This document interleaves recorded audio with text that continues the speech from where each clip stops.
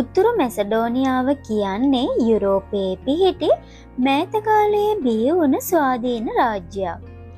ඒ වගේම ලාංකිකයන්ට රැකියා අවස්ථා බොහෝමයක් ලබා දෙන රටක්.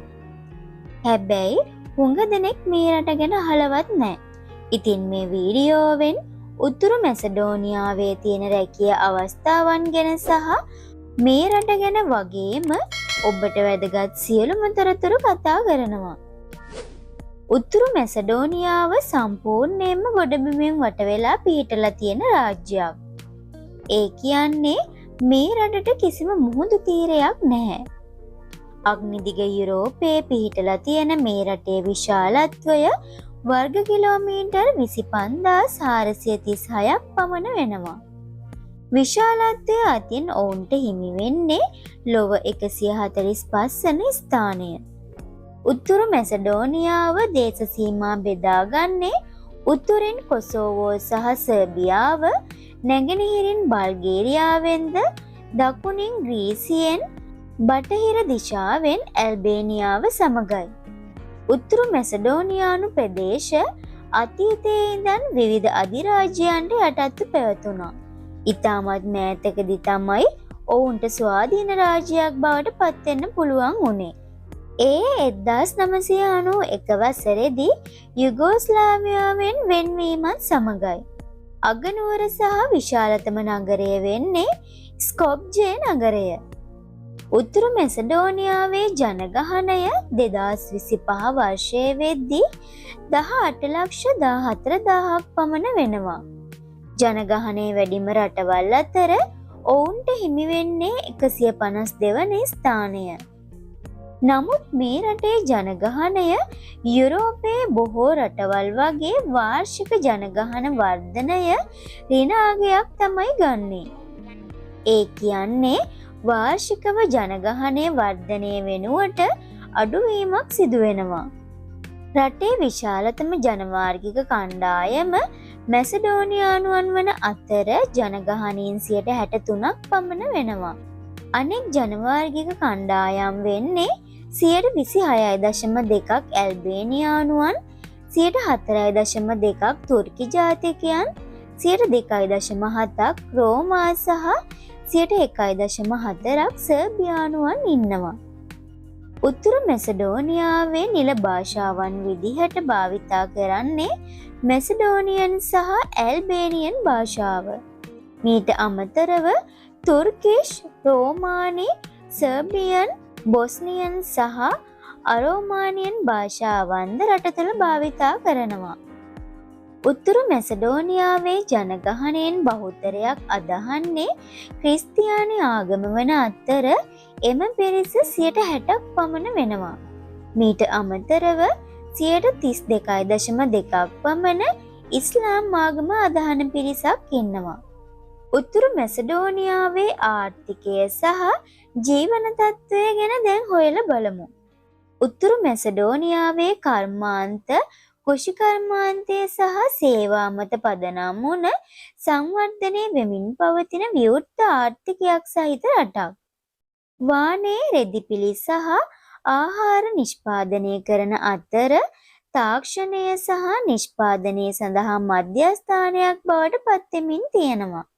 ඒ වගේම එහි පවතින සුන්දර විල් සහ ඓතිහාසික ස්ථාන නිසා සංචාරක ව්‍යාපාරයත් වර්ධනය වෙමින් පවතිනවා. රටේ දළදේශීය නිෂ්පාදිතය ඇමරිකානු ඩොලර් බිලියන 17.8ක් පමණ වෙනවා.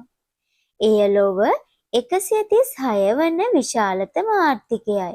එය සාපේක්ෂව ලංකාවේ ආර්ථිකයටත් වඩා කුඩා ආර්ථිකයක් වුණත් ඔවුන්ගේ ජනගහනය අඩුවීම නිසා ඒකපුද්ගල ආදායම ඇමරිකානු ඩොලර් 9,882ක් පමණ වෙනවා. ඒ වගේම ඒකපුද්ගල ආදායම අතින් ඔවුන්ට ලොව 81 වන ස්ථානයේ හිමි වෙලා තියෙනවා. උතුරු මැසඩෝනියාව යුරෝපීය සංගමයට බැඳීමට වෙහෙස මහන්සි වී වැඩ කරන අතර විදේශ ආයෝජන අඛණ්ඩව ඉහළ යමින් තියෙනවා. මේ නිසා සෑම වසරකම ආර්ථිකය ශක්තිමත් වීමට උපකාරී වෙලා තියෙනවා. මේ රටේ නිල මුදල් ඒකකය ලෙස භාවිතා කරන මුදල් ඒකකය හඳුන්වන්නේ මැසඩෝනියන් ඩිනාර් කියලා. ඕනම රටක ජීවන තත්ත්වය මනින පිළිගත් සහ නිවැරදිම දර්ශකය වෙන්නේ මානව සංවර්ධන දර්ශකය. එම දර්ශකයට අනුව උතුරු මැසඩෝනියාව රැඳී සිටින්නේ 68 වන ස්ථානයේ. ඔවුන්ට එක්සත් ජාතීන්ගේ සංගමයේ 1993 වසරේදී සමාජිකත්වයේ හිමි වෙලා තියෙනවා. ඒ වගේම උතුරු මැසඩෝනියාවට යුදමය සංවිධානයක් වන නේටෝ සංවිධානයේ සමාජිකත්වය 2020 වසරේදී ලබා ගන්න පුළුවන් වුණා. දැන් අපි උතුරු මැසඩෝනියාවේ ලාංකිකයන්ට තියෙන රැකියා අවස්ථාවන් හොයලා බලමු. මෑතක ඉඳන් තමයි මේ රටෙන් ලාංකිකයන්ට රැකියා අවස්ථා ලබා දෙන්නේ.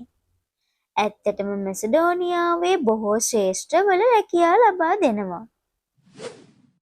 මේෂන්, driver, cleaner, general worker, welder, farmer, hotel අංශයේ රැකියා සහ තවත් ශ්‍රේෂ්ඨවල රැකියා ගණනාවක් තියෙනවා. ඒ වගේම බොහෝමයක් රැකියාවලදී ආහාර, නවාතැන් පහසුකම් වගේම නැවත පැමිණීමට ගුවන් ටිකට්පත් ලබා දෙනවා. වැටුප් ගැන කතා කරොත් ට්‍රේලර් කෙනෙකුට ඇමරිකානු ඩොලර් 700ක පමණ මූලික වැටුපක් ලබා දෙනවා. වෙල්ඩර් කෙනෙකුට ඇමරිකානු ඩොලර් 750ක පමණ මූලික වැටුපක් ලබා දෙනවා.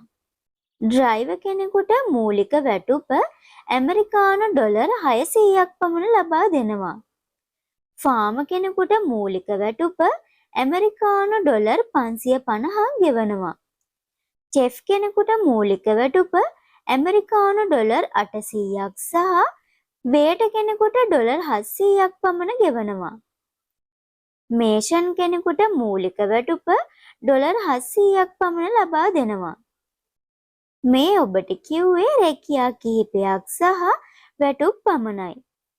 වැඩි විස්තර දැනගන්න විදේශ සේවා නියුක්ති කාර්යාංශයේ නිල වෙබ් අඩවියට පිවිස ලබා ගන්න පුළුවන්. ඉතින් මේ වීඩියෝව හොඳයි නම් ලයික් කරන්න. යාළුවන්ටත් බලන්න ෂෙයා කරන්න. මේ වගේ වටිනා වීඩියෝ ඉදිරියටත් නරඹන්න කරුණු ලෝකයේ සබ්ස්ක්‍රයිබ් කරලා නැත්නම් දැන්ම සබ්ස්ක්‍රයිබ් කරන්න. ඔබට සුබ දවසක්.